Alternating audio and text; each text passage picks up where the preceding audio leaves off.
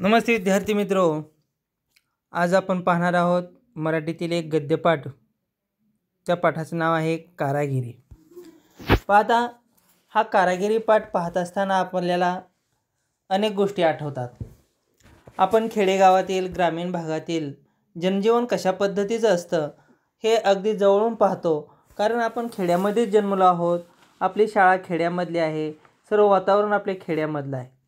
तर ह्या ज्या सर्व गोष्टी आहेत त्या आपल्याला सहजरित्या आपल्याला खेडोपाड्यामध्ये किंवा ग्रामीण जीवनामध्ये पाहायला मिळतात। आता कारागिरी या शब्दाचाच अर्थ असा आहे की लोकांनी तयार केलेल्या कशा पद्धतीच्या वस्तू असतात किंवा काही लोक वस्तू तयार करणारे असतात, त्यांना कारागीर असे म्हणतात। उदाहरणार्थ, ज्यावेळेस एखादा आपण मातीचा माठ बनवतो, बनवणारे काही लोक असतात, गणपतीच्या मूर्ती बनवणारे काही लोक असतात, किंवा मातीपासून काही भांडी बनवणारे कलाकुसरीची कामे करणारे काही लोक असतात, त्यांना आपण कुंभार म्हणतो। किंवा लाकडापासून काही अनेक वस्तू बनवल्या जातात, टेबल बनवला जातो, खुर्च्या बनवल्या जातात, खेळणी बनवली जातात, गृहोपयोगी वस्तू असतात, यांना आपण सुतार म्हणतो। म्हणजे प्रत्येक गोष्टीपासून काही ना काही बनवलं जातं, कच्च्या मालापासून कच्च्या गोष्टीपासून काही बनवलं जातं, आणि हे बनवणारे जे लोक असतात त्यांना आपण कारागीर म्हणतो। आणि या त्यांच्या ज्या कृती आहेत त्यांना कारागिरी असं म्हटलं जातं। तर पहा, असे खेडोपाड्यामध्ये प्रत्येकाचं जीवन पद्धती कशा पद्धतीचं असते, तर एकमेकावरती अवलंबून अशा पद्धतीची जीवन पद्धती असते। त्याला पूर्वीच्या काळी बलुतेदार पद्धतीसुद्धा असं म्हटलं जायचं। म्हणजे एखाद्या वस्तूचा मोबदला आज जसा पैशामध्ये मोजला जातो, किंवा एखादी वस्तू खरेदी करायची म्हटलं तर आपल्याला पैसे मोजावे लागतात, पैसे द्यावे लागतात। परंतु पूर्वीच्या काळी अशी पद्धत नव्हती। तर एखादी वस्तू घ्यायची झाली एखाद्याकडून, सुताराकडून एखादी वस्तू आपण घ्यायची झाली तर त्या मोबदल्यात त्याला काहीतरी दुसरी वस्तूच द्यायची, किंवा आपल्याकडे जे काही उपलब्ध आहे अशा पद्धतीनंच द्यायचं। त्यावेळेस अशा पद्धतीचे व्यवहार होते। पाहता, मग अशा पद्धतीचे जे जुने व्यवहार आहेत किंवा जुन्या पद्धती आहेत, त्या जुन्या कशा पद्धती अंमलात आणलेल्या आहेत किंवा अंमलात होत्या, हे या ठिकाणी पाहायचं आहे। तर पाहता, मला आठवतं, लहानपणी मी नेहमी आमच्या आजोळ घरच्या शेजारच्या कुंभारवाड्यात जायचे। तिथे एका फिरत्या चाकावर मातीचा गोळा ठेवला की कुंभाराच्या हातच्या चपळाईनं लहान मोठे मातीची भांडी तयार व्हायची। फार गंमत वाटायची बघताना। आता हा जो पाठ आहे तो या पाठाचे लेखिका आहेत सरोजिनी बाबर। पाहता, सरोजिनी बाबर यांच्या लहानपणीची ही गोष्ट आहे, किंवा त्यांनी ज्या लहानपणी गोष्टी पाहिलेल्या आहेत। लेखिका लहान असताना त्यांनी आजोळच्या घरी, म्हणजे आजोळचं घर म्हणजे कोणाचं घर? मामाचं घर। आजोळचं घर म्हणजे मामाचं, ज्याला आपण मामाचं गाव म्हणतो किंवा मामाचं घर म्हणतो, ते आजोळचं घर असं म्हटलं जायचं। आणि त्यावेळेस लहानपणी आजोळी असल्यानंतर त्या शेजारच्या कुंभारवाड्यामध्ये ह्या जायच्या, आणि एका फिरत्या चाकावर मातीचा गोळा ठेवला की कुंभाराच्या हाताच्या चपळाईनं लहान मोठी मातीची भांडी तयार व्हायची। मातीचा गोळा म्हणजे त्या मातीचा चिखल करून, ती माती अशी चिकन माती करून, व्यवस्थित अशा पद्धतीची करून, जास्त घट्टही नाही आणि जास्त पातळही माती अशा पद्धतीचा चिखल नसतो, आणि त्याचा एक प्रकारचा जसा गोळा करून त्या फिरत्या चाकावरती ठेवला जायचा।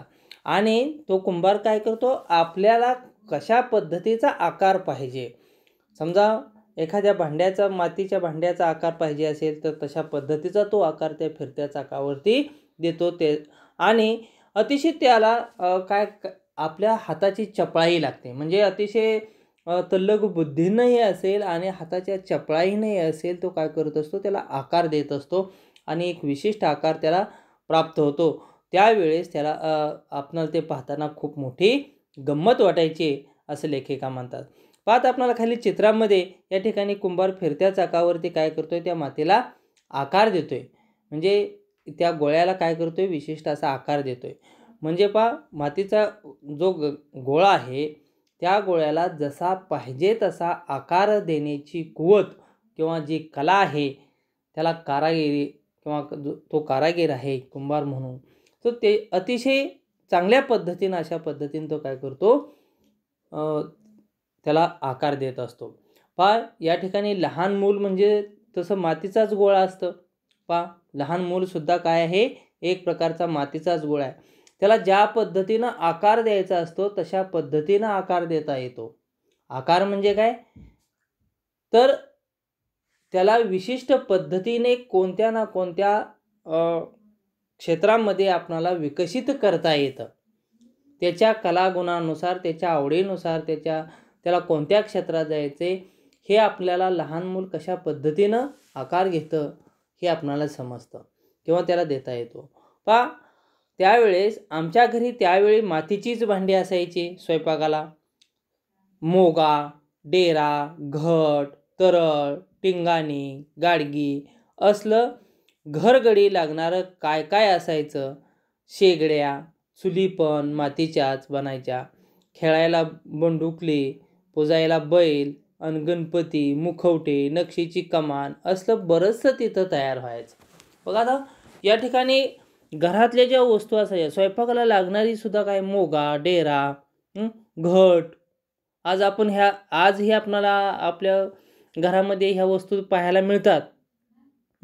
डेरा पाहायला मिळतो. डेरा म्हणजे माठ आपण ज्याला म्हणतो पाणी भरण्याचा. घट छोटंसं असं मडकं असतं, त्याला घट म्हटलं जातं. तरळ का त्याच्यापेक्षा थोडीशी अशी मोठी मातीची एक कळशी वजा भांडं असतं. टिंगाणी असते. टिंगाणी म्हणजे काय आहे, ती एक दिवा लावण्याचं साधन आहे. टिंगाणी म्हणजे काय आहे, दिवा लावण्याचं साधन आहे मातीचं. त्याच्यामध्ये ते कोपऱ्यामध्ये ते दिवे लावले जातात पंक्तीवजा. गाडगी अस्सल घरगडी लागणारं काय काय असायचं. शेगड्या, चुली पण मातीच्याच बनायच्या. आता आपल्याला म्हणच आहे एक, घरोघरी मातीच्या चुली, घरोघरी मातीच्या चुली. पहा ही म्हण ह्याच्यावरून तयार झालेली आहे. म्हणजे प्रत्येक घरची परिस्थिती काय असते, सारखीच असते असं त्या म्हणीचा अर्थ आहे. किंवा प्रत्येक कुटुंबामध्ये अशाच पद्धतीची अवस्था असते किंवा काही गोष्टी असतात. तर प्रत्येक घरामध्ये चुली ह्या मातीच्याच असायच्या किंवा मातीपासूनच बनवलेल्या असतात. तर खेळायला बंदुकली छोटी छोटी अशी, तुम्ही संक्रांतीच्या वेळेस लहान लहान असे त्या संक्रांतीबरोबर आलेली बंदुकली पाहतात, ते मुली खेळायला घेतात. पुजायला बैल, आपण बैलपोळ्याला जे पुजतो ते बैल. आणि गणपतीसुद्धा कुंभार चांगल्या पद्धतीनं बनवतात. मुखवटे असतील महालक्ष्मीचे असतील किंवा अन्य देवतांचे मुखवटे असतील, नक्षींची कमाल, असं बरंचसं तिथं तयार व्हायचं. म्हणजे तो कारागीर वर्षभर तशा पद्धतीचं त्या चिखलापासून, त्या मातीपासून तयार केलेले मुखवटे असतील, वस्तू असतील तो बनवत होता. पाहता कुंभार हा निर्मितीचा धनी. त्याची ही कलाकुसर पिढ्यानपिढ्यांची, हर घडी लागणारी, धार्मिक कार्यासाठी उपयोगी पडणारी. आमच्या घरी आजी आजोबांचा हात या कामी थोडाफार बसलेला. नागपंचमीला ते चिखलाचा नाग तयार करून ताटलीत मांडायचे. बेंद्राला बैल तयार करून फळकुटावर ठेवायचे. लय गंमत. पाहता कुंभार हा निर्मितीचा धनी. निर्मितीचा धनी म्हणजे निर्माण करणारा, निर्मिती करणारा व एखादी वस्तू निर्माण करणारा, म्हणून त्यांना काय म्हटलेलं आहे, निर्मितीचा धनी म्हटलेला आहे. तर त्यांची ही कलाकुसर पिढ्यानपिढ्यांची, म्हणजे पाठीमागच्या पिढीमध्ये त्यांच्या वडिलांनी आजोबांनी सुद्धा हाच व्यवसाय केलेला असतो. त्यांची मुलं बाळंसुद्धा अशाच पद्धतीचा व्यवसाय करतात. म्हणून म्हटलेलं आहे की ही कलाकुसर त्यांच्या पिढ्यानपिढ्यांची आहे. मागच्या पिढीकडून, मागच्या लोकांकडून हे शिकलेले असतात. ते पुढं त्यांच्या मुलाबाळांना सुद्धा तशा पद्धतीचं शिकवतात. हरघडी लागणारी, धार्मिक कार्यासाठी उपयोगी पडणारी. हरघडी लागणारी म्हणजे प्रत्येक वेळेस आपणाला त्यांच्या जवळची वस्तू उपयोगात पडणारी. प्रत्येक गरजेपोटी, प्रत्येक गरजेपोटी तीही त्यांची वस्तू आपणाला उपयोगी पडते. आता आमच्या घरी आजी आजोबांचा हात या कामी थोडाफार बसलेला. पाहता आता या लेखिकेच्या घरी जे आजी आजोबा होते त्यांच्या थोडासा हात या कामामध्ये बसलेला होता. काय बनवायचे ते, नागपंचमीला ते चिखलाचा नाग तयार करून ताटलीत मांडायचे. आता नागपंचमीला काय केलं जायचं, त्या चिखलाचा नाग करायचा आणि ताटलीमध्ये मांडला जायचा. तर नागपंचमी हा सण मोठा आपल्या मराठी सणामध्ये किंवा आपल्यामध्ये हिंदू धर्मामध्ये पवित्र मानला जातो. अतिशय त्याची पूजा केली जाते चांगली.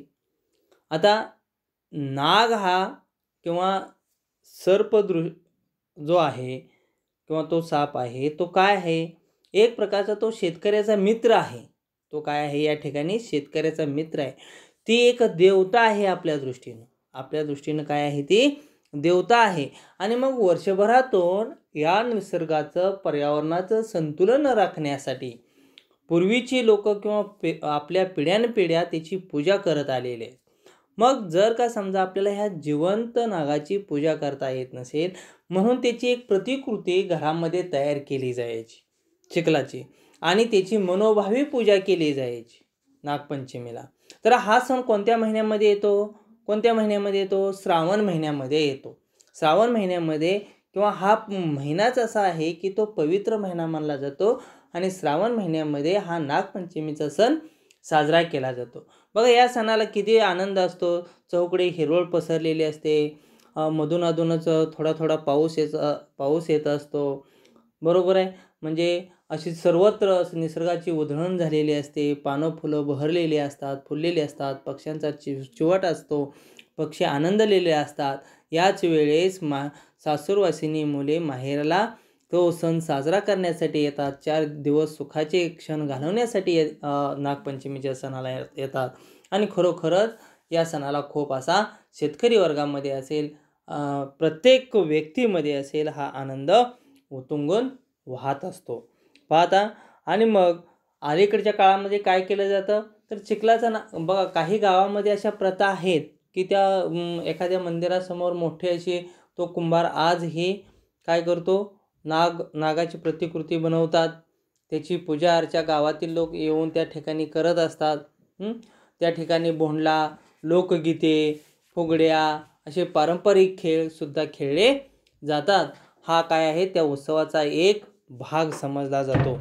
तर बेंद्राला बैल तयार करून फळकुटावर ठेवायचे. बेंद्राला बैल बघा, म्हणजे बेंदूर हा सण कोणासाठी आहे? बैलांसाठी आहे. बैल हे काय आहेत? एक शेतकऱ्याचा तो एक कणा समजला जातो की बैलाशिवाय शेती करता येत नाही.